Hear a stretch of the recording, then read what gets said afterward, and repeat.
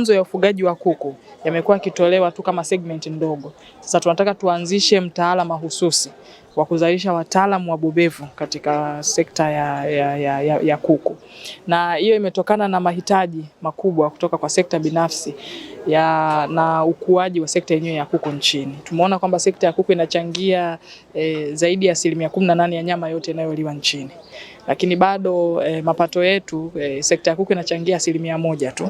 Maana yake bado kuna sehemu hatujafanya ufugaji unaostahili ili kuongeza tija kwa wafugaji wetu wa kuku. Lakini pia takwimu hata za ulaji wa kuku inaonyesha kwamba kwa kila Mtanzania anakula kuku mmoja kwa mwaka, na tukiangalia kuku wengi wanaliwa zaidi mijini kuliko vijijini. Kwa wengi hawajajua umuhimu wa kutumia protini ya kuku, lakini pia uzalishaji wa kuku bado uko chini.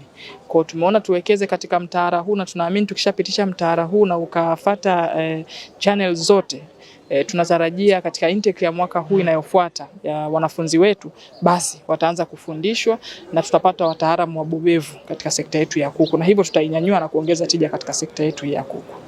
Ambapo vinatoa au vinazalisha ajira nyingi zaidi kwa vijana na wanawake ni ufugaji wa kuku kuliko ufugaji mwingine wowote.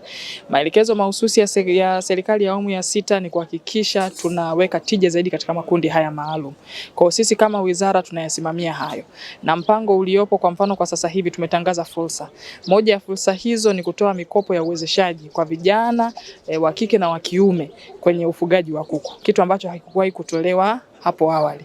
Kwa tumeshaanza utekelezaji wa hiki ambacho tunakizungumzia, na tunaamini japokuwa wataalamu walitakiwa watangulie kuwepo, lakini basi vyote hivi vinakwenda sambamba. Tunaanza uwezeshaji kwa makundi haya mahususi chini ya zile bilioni 200 zilizotolewa na Daktari Samia Suluhu Hassan.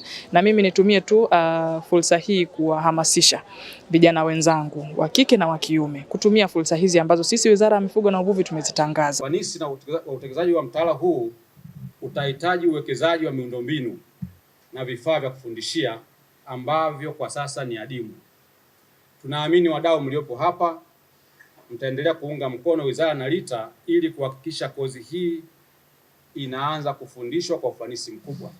Huu umekuja kwa wakati mwafaka ambapo serikali ya awamu ya 6 kupitia maelekezo ya Mheshimiwa Rais Dr. Samia Suluhu Hassan imedhamiria kuleta mabadiliko makubwa kwa sekta ya mifugo, ikiwemo sekta ndogo ya kuku.